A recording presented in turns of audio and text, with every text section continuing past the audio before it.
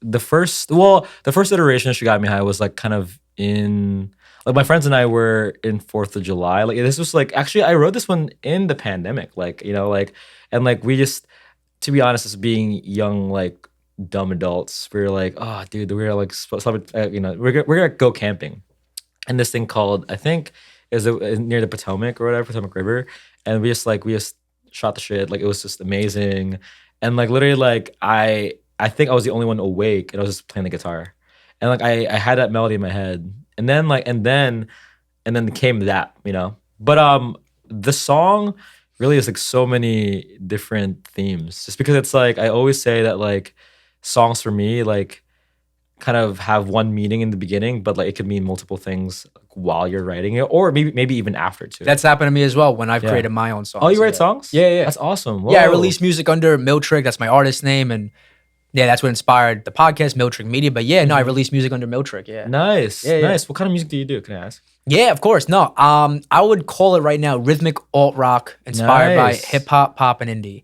My favorite genres growing up was rock music, alt rock, Yeah. classic rock, and then later on from like junior high, high school on, hip hop. Nice. But I also love pop, indie, electronic, all of it. Like, Yeah. you know what I mean? I'm inspired by so many genres. You just love music in general. Yeah. Yeah. But it's probably mixed right now alt rock and hip hop. Nice. But yeah, like so She Got Me High is really about like kind of my first time.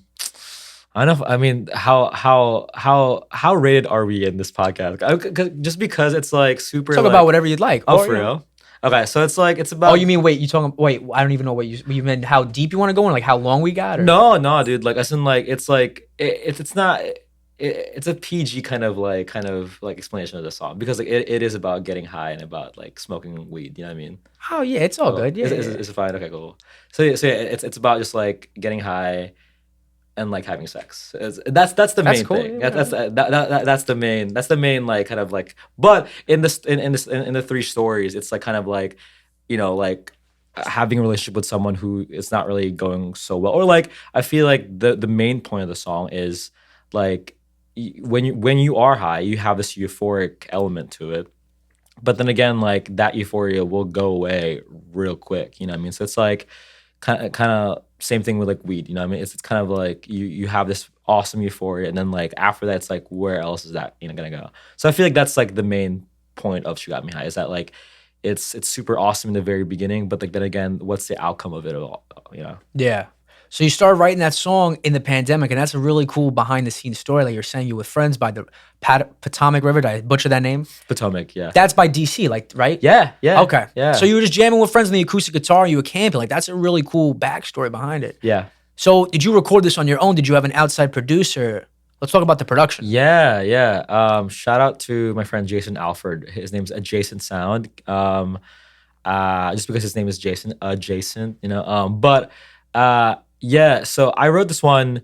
Actually, no. As in, like, I wrote it, and then like I wanted to produce it just because I know a lot of artists like Claro and like all of them who's made music in GarageBand or Logic, and like somehow made it cool. So I was like, okay, let me do it on my own. And then like I did it on GarageBand, and then like it sounded like shit. So it's like, okay, I need to actually like clean it up, and then like put it to an engineer or producer. So I asked my friend. Well, actually, like he was like, if you want to like let me produce your songs, just ask me.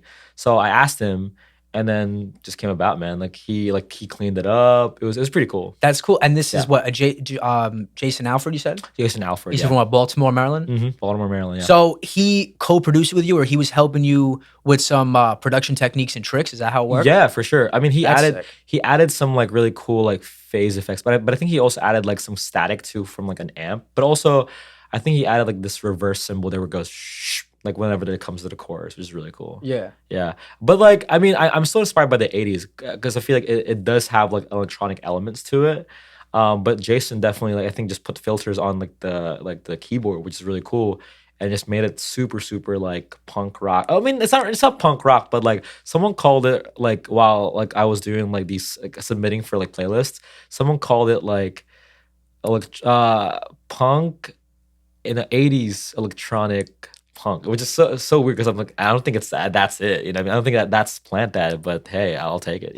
Isn't it cool? Like when you find out how other people may view your music. Yeah. But then it also helps you get like that outside perspective. Like what genre am I? Right. How could I market it moving forward? When you get that outside view. Yeah, yeah, exactly.